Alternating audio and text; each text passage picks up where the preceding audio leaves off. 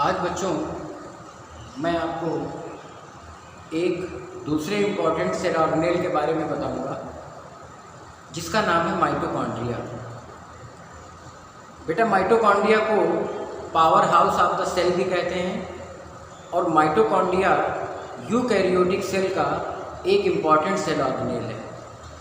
Mitochondria animal cell में, plant cell में, दोनों में पाया जाता है और जिस सेल को जिस प्रकार का कार्य अलॉट होता है उस अकॉर्डिंग माइटोकॉन्ड्रिया के नंबर होते हैं सेल में। जैसे सपोज करिए मसल सेल है तो मसल सेल को अगर ज़्यादा काम करना पड़ रहा है तो मसल सेल में माइटोकॉन्ड्रिया का नंबर अधिक होगा। तो आपने पिछले क्लासेस में भी पढ़ा होगा mitochondria is called as power house of the cell. ये एटीपी की सिंथेसिस करता है, एनर्जी करेंसी का निर्माण करता है। तो आज हम लोग माइटोकॉन्ड्रिया के बारे में समझेंगे और इसके बारे में देखेंगे।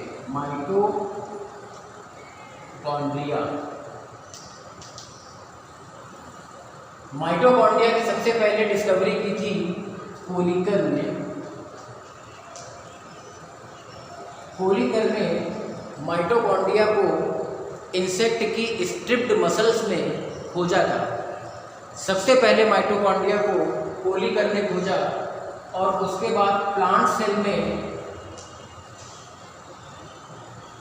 अल्टमैन ने माइटोकॉन्ड्रिया को खोजा और इसका नाम रखा बायोप्लास्ट।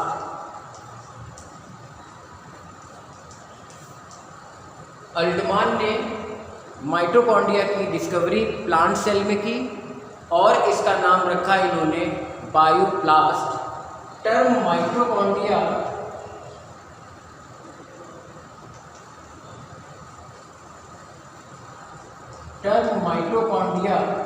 दिया था सी बेंडा ने।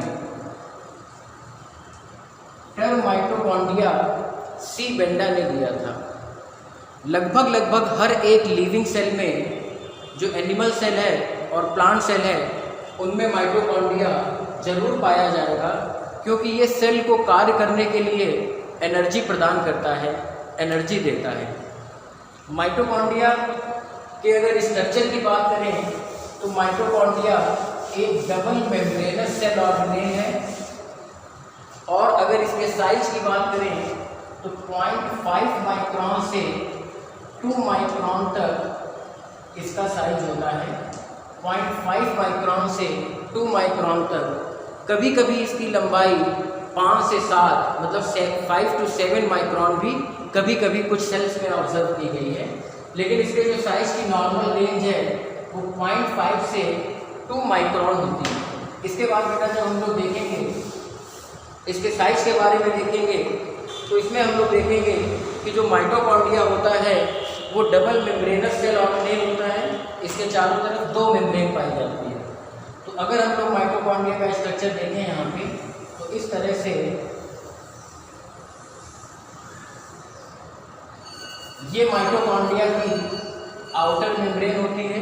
This is the outer membrane of mitochondria और इस आउटर मेम्ब्रेन के ठीक नीचे इनर मेम्ब्रेन होती है। This is the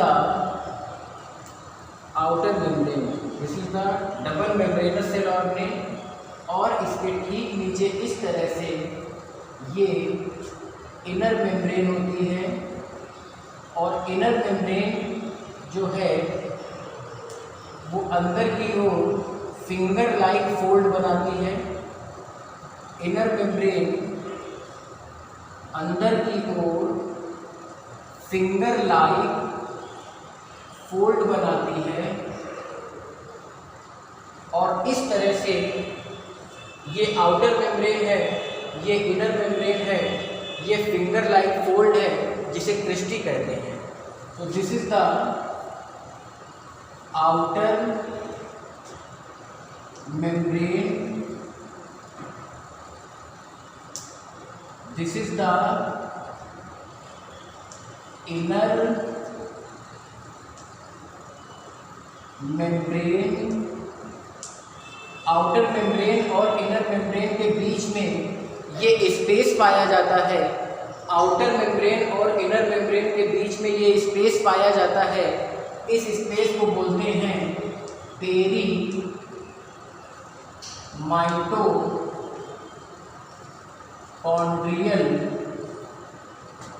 space. Peri mitochondrial space outer membrane और इनर मेम्ब्रेन के बीच में पाया जाता है। इसके बाद हम लोग और अंदर चलेंगे तो ये इनर वाली जो मेम्ब्रेन है ये फिंगर लाइक फोल्डिंग बनाती है, जिन्हें हम लोग बोलते हैं cristae. These are called as cristae. Finger like folding formed by inner membrane is called cristae. अब यहाँ पर इसके और अंदर आएंगे तो हम लोग देखेंगे कि क्रिस्टी में अगर हम लोग अंदर देखेंगे तो क्रिस्टी में इस तरह से टेनिस के रैकेट के आकार के पार्टिकल लगे होते हैं। These are the rounded particle. ये राउंडेड पार्टिकल लगे होते हैं, ऐसे क्रिस्टी में अटैच होते हैं। ये inner to the mitochondrial space मतलब अंदर की ओर होते हैं, क्रिस्टी में लगे होते हैं। हर एक जगह पर ऐसे ये क्रिस्टी के ऊपर पार्टिकल लगे होते हैं, जिन पार्टिकल को हम लोग बोलते हैं ऑक्सीसोम। इनके कई नाम हैं। दीज आर द पार्टिकल, इनको हम लोग बोलेंगे ऑक्सीसोम। इनको ऑक्सीसोम बोले या इन्हें F0 F1 पार्टिकल बोले, F0 F1 पार्टिकल बोले, या इन्हें एलिमेंट्री पार्टिकल बोले, एलिमेंट्री पार्टिकल बोले, ऑक्सीसोम बोले, F1 F0 पार्टिकल बोले, एलिमेंट्री पार्टिकल बोले, या इन्हें कभी कभी हम लोग रेस्पिरेटरी चेन पार्टिकल बोलते हैं। और ये माइटोकॉन्ड्रिया का एक सबसे इम्पॉर्टेंट स्ट्रक्चर होते हैं और एरोबिक रेस्पिरेशन में भाग लेते हैं, क्योंकि जब एरोबिक रेस्पिरेशन माइटोकॉन्ड्रिया करेगा तभी बेटा यहाँ पर एटीपी की सिंथेसिस होती है। माइटोकॉन्ड्रिया के अंदर इस तरह से ये सारे तरफ क्रिस्टी में लगे होंगे। और अब हम लोग देखेंगे माइटोकॉन्ड्रिया के अंदर ये जो फ्लूइड पाया जाता है, ये जो यहाँ पे फ्लूइड होता है, इस फ्लूइड को हम लोग बोलते हैं matrix. The fluid present inside the mitochondria, the fluid present inside the mitochondria is called matrix. जो माइटोकॉन्ड्रिया के अंदर फ्लूइड पाया जाएगा उसको हम लोग बोलेंगे मैट्रिक्स। और ये जो हमारे एलिमेंट्री पार्टिकल हैं ये इसी तरह से मैट्रिक्स की ओर एक्सपोज्ड होते हैं, मैट्रिक्स की ओर लगे होते हैं, मैट्रिक्स की ओर इनका फेस होता है। एलिमेंट्री पार्टिकल ऑक्सीसोम या जिनको मैंने बोला F0 F1 पार्टिकल। इसके बाद माइटोकॉन्ड्रिया के अंदर मैट्रिक्स में थोड़ा मात्रा में डबल स्टैंडर्ड सर्कुलर डीएनए होता है। This is the double standard circular DNA. और ये माइटोकॉन्ड्रिया की एक स्पेशल प्रॉपर्टी होती है। और इसी के साथ माइटोकॉन्ड्रिया में यहाँ पर आसपास राइबोसोम्स भी होते हैं जो कि प्रोटीन सिंथेसिस में इन्वॉल्व होते हैं। These are the ribosomes.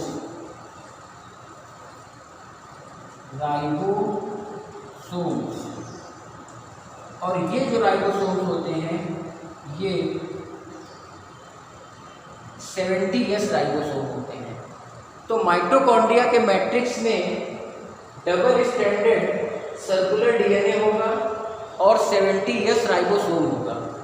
इस वजह से माइटोकॉन्ड्रिया में एक विशेष प्रॉपर्टी होती है। मैंने आपको बताया है अपने पिछले क्लासेस में कि अगर किसी भी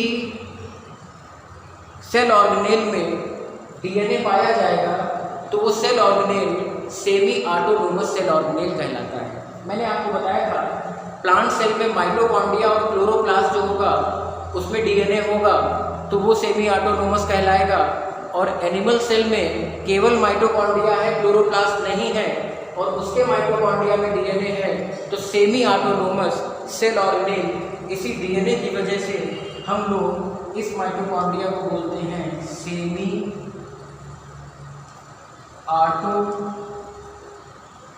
ऑटोनोमस सेल ऑर्गेनेल।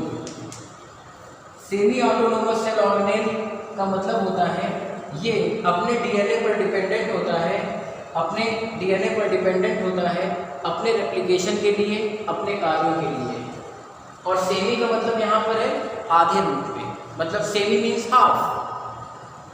कुछ वर्क ये अपना स्वयं अपने डीएनए से करता है और बाकी वर्क इसका न्यूक्लियस के डीएनए से होता है।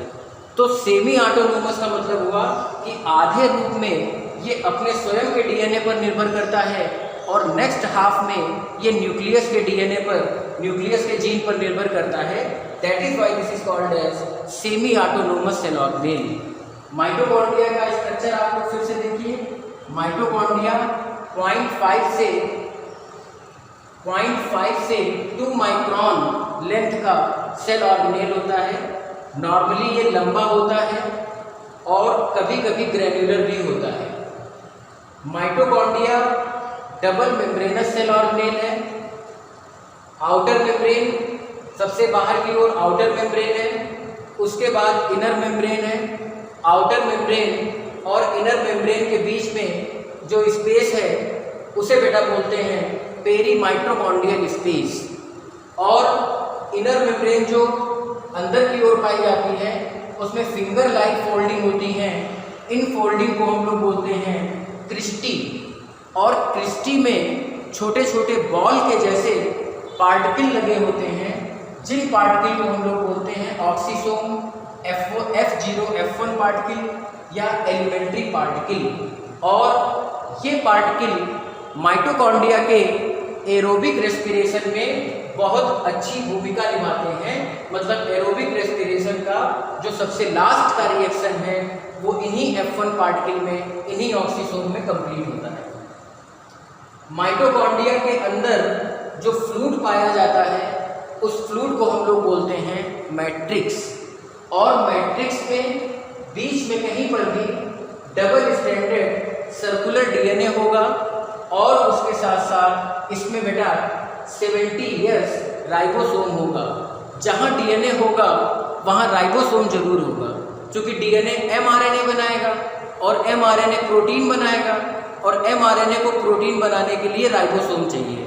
तो ribosome is the protein factory of the cell. Cell की प्रोटीन फैक्ट्री होता है।